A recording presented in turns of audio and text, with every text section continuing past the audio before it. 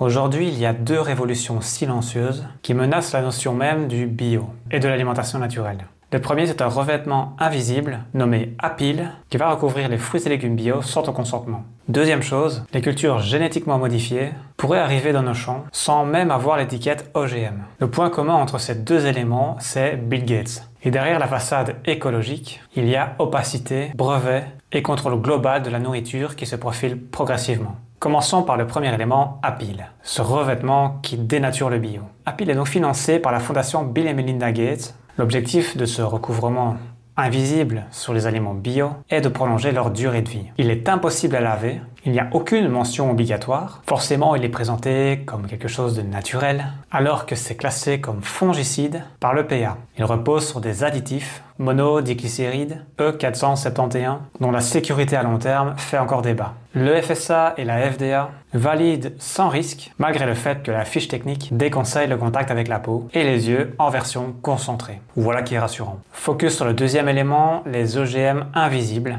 qui portent le nom de Terrana Biosciences. Bill Gates vient d'investir 50 millions de dollars dans cette start-up américaine qui développe des cultures modifiées biologiquement. L'idée c'est quoi? C'est de créer des plantes génétiquement éditées par des techniques CRISPR, pour ceux qui connaissent, mais qui n'auront pas la notion d'OGM, grâce à des subtilités réglementaires américaines. L'EPA a déjà validé leur mise sur le marché. Ces aliments vont donc arriver dans les assiettes des consommateurs sans même qu'ils ne soient informés. Le terme innovation biologique masque clairement ces manipulations génétiques, qui sont bien entendu pensées pour contourner les lois et tromper les consommateurs. Ce nouveau modèle pro-agro-industriel veut imposer un vivant réécrit, tracé par brevet mais invisible au grand public. Alors on est en droit de se poser la question suivante. Est-ce qu'on se dirige vers un contrôle sans précédent de notre alimentation? Je rappelle que Bill Gates est déjà le premier propriétaire privé de terres agricoles aux USA, ainsi que derrière différentes filières, dont celle que je viens de vous citer, mais aussi la viande synthétique ou encore les insectes comestibles. Bien entendu, ce qui est mis en avant, c'est l'écologie, la lutte contre le gaspillage ou encore contre la faim dans le monde. On a envie d'y croire. Mais derrière ces belles déclarations, c'est une histoire de brevet sur le vivant, d'industrialisation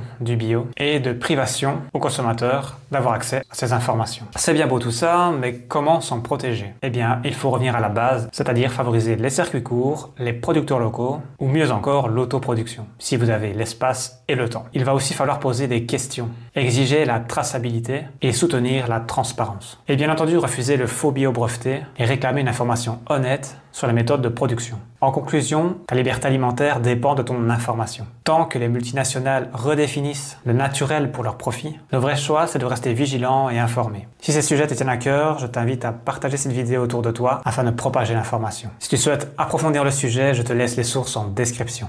Merci pour ton écoute et à bientôt.